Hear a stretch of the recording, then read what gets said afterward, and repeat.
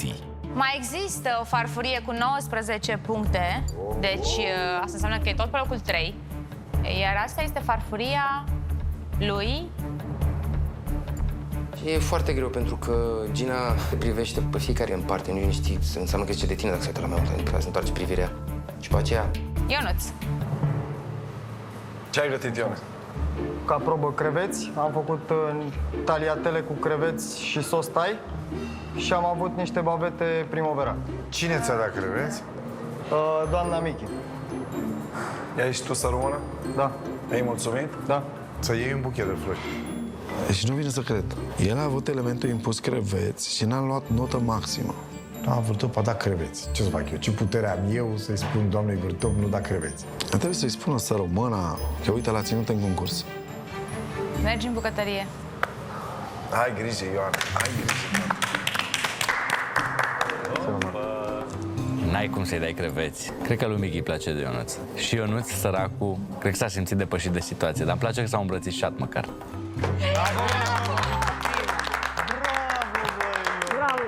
Cine e Ionuț?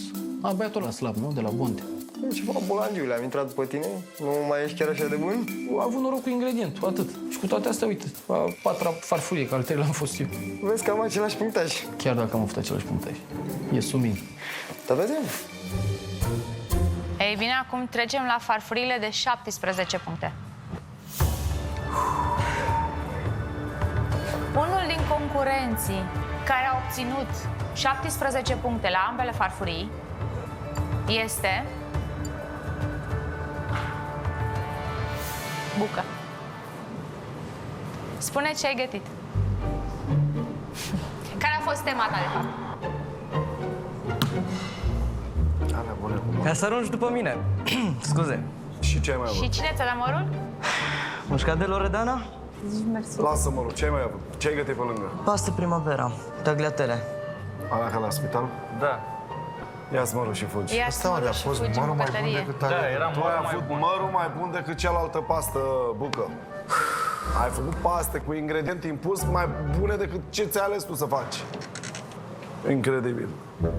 Dar a fost un ingredient ușor, mărul. Bă, Bucă s-a descurcat foarte bine cu mărul. 17 puncte, e bine. Da, eu pot mai mult de atâta, însă nu sunt eu. Mai avem o farfurie de 17 puncte.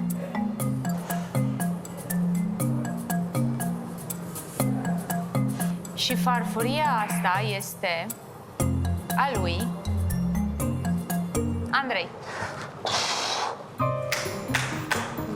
Bravo. Spune ce ai gătit. Mă omoră, șef. Am avut ingredient secret brânzeturi. Am folosit... N-a fost secret, că l-ai aflat. A fost secret pentru mine. Și cine ți-a dat ție brânzeturi? Florin. Florin? Da, să-i mulțumesc și lui Da. Florin. Da, o să iau un buchet de flori. Mergi în Bine că bucătărie. era aproape să strice de turn. Bă, când vă spune omul ceva, voi faceți exact invers. Când a zis Ginuța, ok, Andrei, pur și simplu m-au lăsat picioarele, stânga-dreapta, stânga-dreapta. Nu știu ce dracu s-a întâmplat în momentul ăla. Aveam și emoții. Ar fi fost nasol pentru mine să mă duc cu farfurie slabă în bucătărie. Chiar mi-aș fi fost rușine. Georgiule, dacă nu intrai, te rupăm cu bătaia cât ești de mare. Deci Florin i-a dat prânzeturi lui Andrei și a trecut glonțul pe la ureche și lui. Note medii. Pe bune, îți dă brânzeturi și tu faci tâmpenii. Brânză, de brânză. Nu se face așa ceva. Asta o să-l coste pe el, asta o să mă coste pe mine, asta o să coste echipa în viitor. Acum era de împușcat. Poc! A, uite ce frumos stau eu aici, cu 4 și tu cu 1. Uite, mai am unul. Să scape și ăsta. Măcar trimite-l și pe Samir dincolo ca să... N-ar fi rău, vreau să zic. Dacă rămâi aici, Samir, ce bătaie extra cât ești de mare. Nu vă bat acum. Una din noi, bobule. Asta e. Vai, mi-e rău. Doamne, păi, dacă pleacă asta să ceva. Iulia. Ce să-i fac? Ai primit mascarpone. Și-a făcut De la cine? Andrei. De la Andrei. Și după ce că ai primit mascarpone, ai mai făcut niște taliatele cu curmale și caramel. Deci?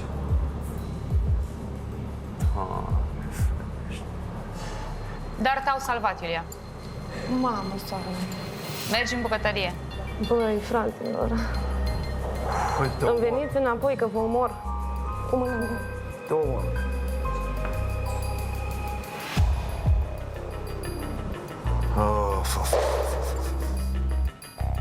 Dar bine că a plecat nebuna, că din 2 retardate măcar una să rămână. Tu, Angie, ai avut noroc? Dovlecel ai avut. Dar unde era Dovlecel? Ce ai avut la liber? Ce ai făcut tu de la tine? Pene ferte în lapte cu șofran Așa, și dulce. fructe caramelizate. Fii atent ce întâmplă. Dacă ți-ar fi dat cineva fructe caramelizate, ai fi zis că vrea să te înfunde, să scape de tine. Am riscat. Ai riscat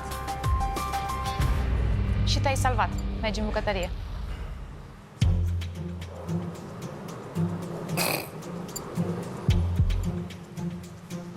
Pare rău, șef.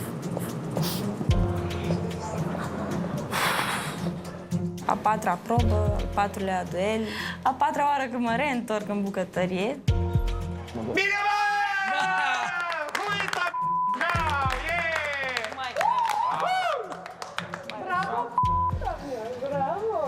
Ită că mai trece BDNG. Și singură, da? Felicitări. În sfârșit a demonstrat că nu are nevoie de nimeni în spate. E o femeie independentă. Dumnezeule mare, fete, am niște fete extraordinar de înțepate, extraordinar de smart, sunt foarte istețe. Loredana, ai avut o temă destul de ușoară. Și anume, praz. L-a aruncat peste așa. Ingredientul a fost dat de... De bucă. Auzi? De bucă e, da. Bucă, da, pe ce? Pe bucă îl duce capul de aici până acolo. Bă, ăștia ai mei sunt niște băieți extraordinari. Cred că le lasă gura apă după fetele alea de la Cătălin din echipă. Prazul e mai Are interesant. vreun gând bucă cu tine sau ți-a făcut vreo propunere Nu știu, ceva? nu mi-a zis nimic până acum. Ah, ok. Poate cine, după prazul ăsta, poate cine știe să ceva. Și că au venit la plimbare, nu la concursii.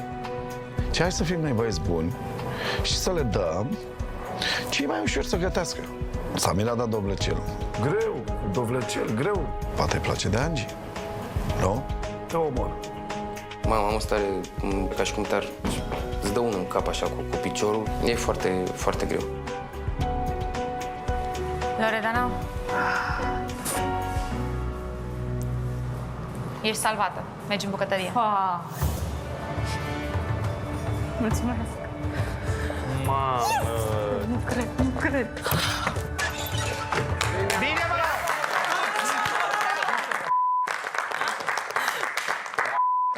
Ai vreun gând cu mine, Buca?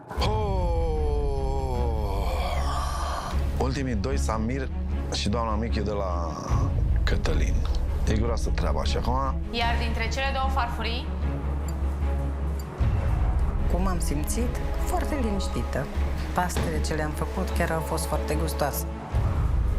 Sunt foarte dezamăgit de mine, dar asta nici nu... Probabil dacă Doamne ajută, nu știu, acum dacă aș trece mai departe, nici măcar n-am dreptul să mă bucur dacă trec mai departe. Samir a gătit kiwi. Eram sigur.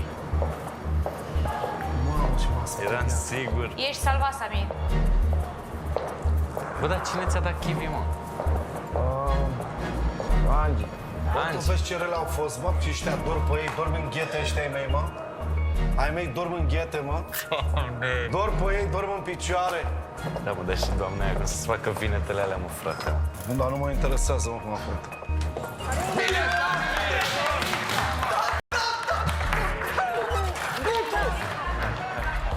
Eu am putut să mai mă bucur. Adică dacă puteam să-i fac pe toți ceilalți să nu mai se bucure că am intrat în bucătărie, i-aș fi rugat, bă, nu vă bucurați de ce, nu, că n-aveți de ce, că am făcut un rahat, n-aveți de ce să vă bucurați.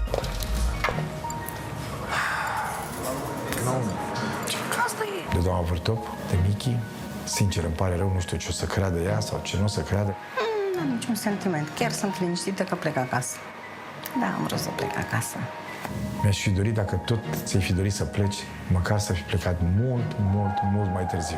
Echipa cu bune, cu rele, trebuie să fie echipa, cap-coadă. Dau la vârtot. Îți mulțumesc pentru absolut tot și îmi pare atât de rău că ai plecat de vreme. V-am zis, uitați-vă, bă, la emisiune. V-am zis sau nu v-am zis? Da, șef, da, șef. Ce mama dracu ați făcut? Doar Monica s-a uitat? Au mai fost probe în care s-au dat ingrediente de la o echipă la alta? Da. Da, șef. Ce mama dracu ați făcut, mă, voi?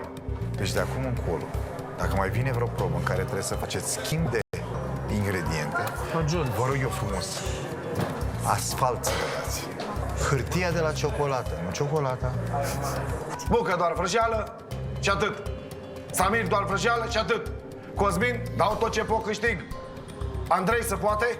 Nu se poate, Ioane șef. se poate? Nu, șef, îmi pare rău. Am vrut să joc fair play cu ei, că... Doamne ferește. Păi eu mă cer cu ăștia, mă înjur cu ei pentru voi. Și voi jucați fair play, mă, frate. V-ați greșit emisiunea. Ați venit la emisiunea cine face cel mai bine și mai frumos? Sau ați venit să câștigați un concurs? Ați uitat treaba asta? Nu, șef. Faceți-le favorul, dragii mei. Și de mâine încolo, vă rog frumos. Cât crezi că o să mai țină și norocul ăsta, gătim prost așa? Băi, repetați-vă toate tâmpenile pe care le-ați făcut azi. Așa să ne distrăm și mâine, da? Așa va fi. Hai, Da, ne șef. vedem mâine dimineața. Mulțumim, șef. Noapte bună, dragă. Noapte bună, șef. Noapte bună. Hai să terminăm. Că deja sunt foarte plictisit de voi. Deci de 2 zile sunteți morți neîngrupați. În halul ăsta o să mi iau. N-am ce să fac. Atât. O seară bună.